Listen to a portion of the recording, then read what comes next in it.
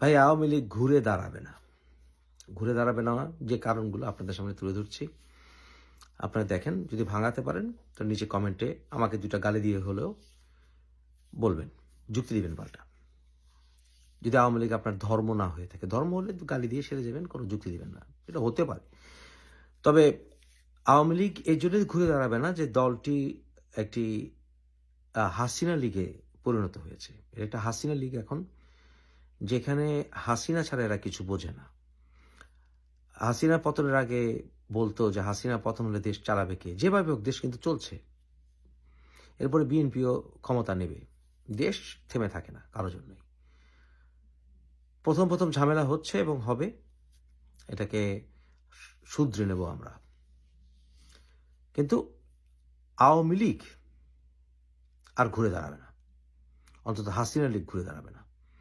অনেক কারণ আছে। প্রথমত, বিশ্বে নজির নাই যে সংসদ সদস্য সবাই সরকার পতনের সাথে সাথে পালিয়ে গেছে। পুরা সংসদ সদস্য সব পালিয়ে গেছে। যারা রয়ে গেছে ধরা খেয়েছে কয়েকজন, এবং বাকি কয়েকজন কোথায় আছে কেউ জানে না। বাট মোটামুটি আমরা শিওর সবাই দেশ থেকে ভেগে গেছে। এবং আওয়ামী লীগের মধ্যম সারি এবং একেবারে সর্বোচ্চ টপ সারির কেউ দেশে নাই, এবং দেশে থাকলে ধরা খাচ্ছে, পালিয়ে আছে, এই অবস্থা। তাহলে আপনি যদি দলটাকে অ্যাক্টিভ করতে চান, সবচেয়ে আগে দেশে অ্যাক্টিভ করতে হবে। তো আপনি দেশে অ্যাক্টিভ করবেন কিভাবে? আপনি কোনো কাজ করতে চাইবেন, দেখবেন যে এলাকায় মহল্লায় কোনো নেতা নাই। আপনি একটা ফোন করবেন, দেখবেন বলবে আমি যে কিনা ধরেন কুমিল্লার একটা পাতি নেতা, সে এখন আছে যশোরে। যশোরের একজন পাতি নেতা, সে আছে সিলেটে। কেউ এলাকাতেই নাই। কবে আসবে কেউ জানে না। বিএনপির নেতাদের সঙ্গে আমি কথা বলি, অনেক সমন্বয়কারীরাও আছে বা জামাত আছে, তাদের সবারই ওপিনিয়ন, যদি কোনো অ্যাক্টিভিটি দেখা যায় আওয়ামী লীগের, হাড্ডি ভাঙ্গা হবে। এই রিস্ক অন্তত এখন কেউ নিচ্ছে না, কবে নিবে জানি না, নিজের এলাকায় যাওয়া। কারণ বিএনপির একজন বন্ধু বলল, দোস্ত ওদেরকে পেটানো হালাল। আমি বললাম, দোস্ত এটা মানবিক না। বলে, আমরা কি মানবিক, আমাদের প্রতি কি মানবিক আচরণ করা হয়েছিল যখন আমাদের বিরুদ্ধে মামলা ধামলা দিয়ে আমাদেরকে ঘরে পর্যন্ত থাকতে দিত না? এটা রিভার্স হইতে হবে। আপনার আমি নৈতিকভাবে কথা বলতে পারি, কিন্তু বাস্তবতা হচ্ছে ওরা আওয়ামী লীগের নেতা কর্মীকে তাদের এলাকায় মহল্লায় থাকতে দেবে না। অনেকের ঘর বাড়ি জ্বালিয়ে দেওয়া হয়েছে, অনেকে পিটি মেরে ফেলা হয়েছে। প্রচন্ড ভয় আছে আওয়ামী লীগের নেতা কর্মীরা যারা দেশে আছে, একেবারে পাতি শীর্ষ নেতারা কেউই নাই অলমোস্ট। তাই আপনি দেশে কোনো রকম হুকুম দিয়ে কোনো অ্যাক্টিভিটিস চালাতে পারবেন না। দেশের বাইরে যারা আছে, তো দেশের বাইরে যারা আছে তাদের হাতে আছে টাকা, আর দেশের ভেতরে যারা আছে তাদের কাছে টাকা নাই। কারণ তারাই হচ্ছে সবচেয়ে ডেডিকেটেড এবং বঞ্চিত নেতা। যারা রয়ে গেছিল, মনে করেছিল আমার কিছু হবে না, জীবনে কাউকে আক্রমণ করিনি, যে সকল ছাত্রলীগের নেতা, যুবলীগের নেতা, আওয়ামী লীগের নেতা যারা অনেস্ট, তাদের হাতে টাকা নেই। আর যাদের হাতে টাকা তারা দেশের বাইরে, শেখ হাসিনা নিজেও জানে না কোথায় ফুটে আছে কে, কোথায় পালিয়ে আছে, এবং শেখ হাসিনার ডাকে তারা অধিকাংশ সাড়াও দেবে না। কারণ চাচা আপন পরাণ বাঁচা। শেখ হাসিনা চাইলেই যারা পালিয়ে গেছে তাদের সবার সাথে যোগাযোগ উনি করতে পারবেন না, চাইলেই পারবে না। আর কেন তারা মিডিয়াতে এসে বা অনলাইনে এসে কথা বলছে না যারা পালিয়ে গেছে, যেমন ধরেন শামীম ওসমান এসে, বেশিরভাগই 99% কেউই তো কথা বলেনি, দু একজন ছাড়া। আমার প্ল্যাটফর্মে এসেছিল আপনার এমপি একজন কয়েকদিন আগে। এই যে হাতে গোনা একজন দুজন তারা একটু সাহস করে কথা বলছে, এরা ছাড়া সবাই কেউ আসে না মিডিয়ার সামনে। কেন আসে জানেন? মূলত তারা বলতে চায় না, দেখাতে চায় না, কোনো রকম সিমটম দিতে চায় না তারা কোথায় আছে, কতটা ভয় আছে তারা। তাই তারা শেখ হাসিনার সঙ্গেও তারা যোগাযোগ মেনটেনের ব্যাপারে যথেষ্ট সাবধান, যথেষ্ট সাবধান। তা আপনি তাদেরকে দিয়ে আপনি দেশে নেতা যারা দৌড়ের উপরে আপনি টাকা ঢালবেন, এবং তারা টাকা যদি ঢালতে হয় তারা তখনই ঢালবে তখন যখন গ্যারান্টি দেওয়া হবে যে তারা দল থেকে বহিষ্কার হবে না, তারা দলে থাকবে এবং দলের মূল যে কেন্দ্রে তারা থাকবে।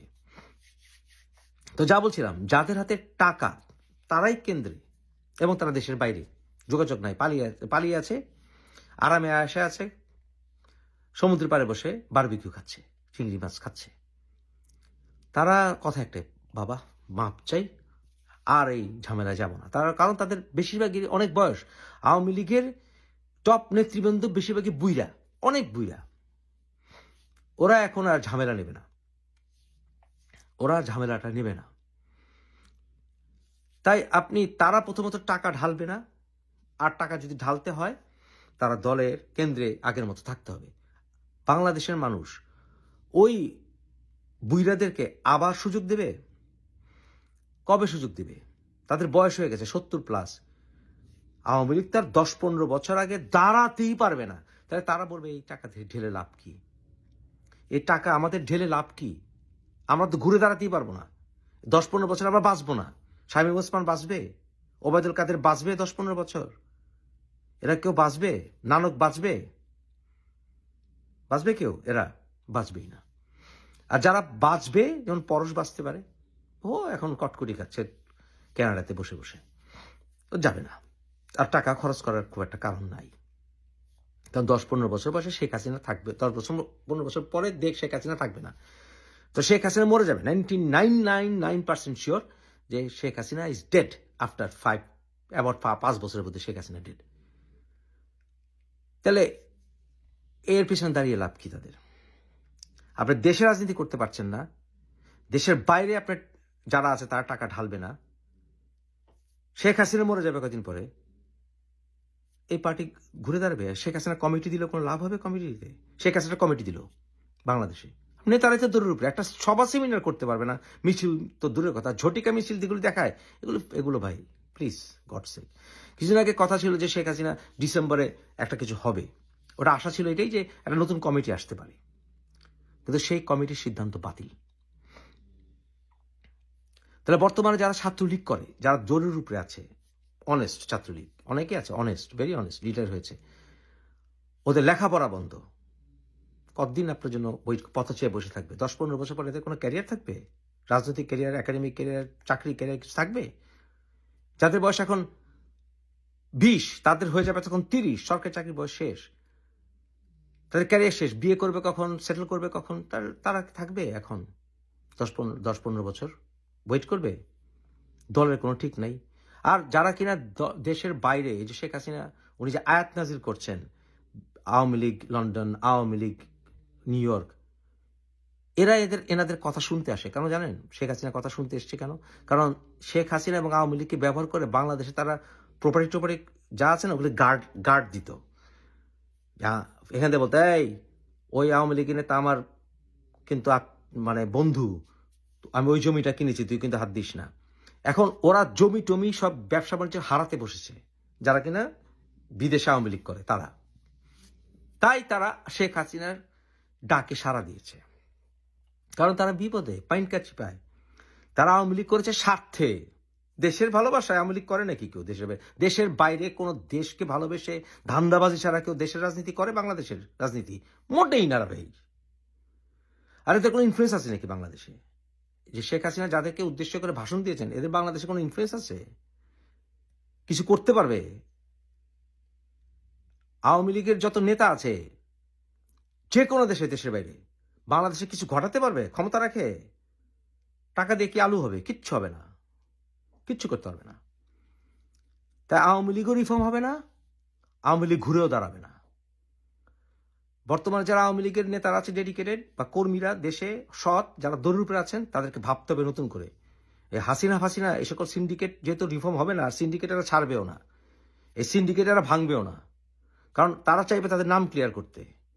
তারা যেহেতু চাইবে না, আপনারা এই আওয়ামী লীগের কাছ থেকে কোনো কিছু আশাও করতে পারেন না। নতুন করে ভাবা শুরু করেন। নতুন করে ভাবা কি হয়?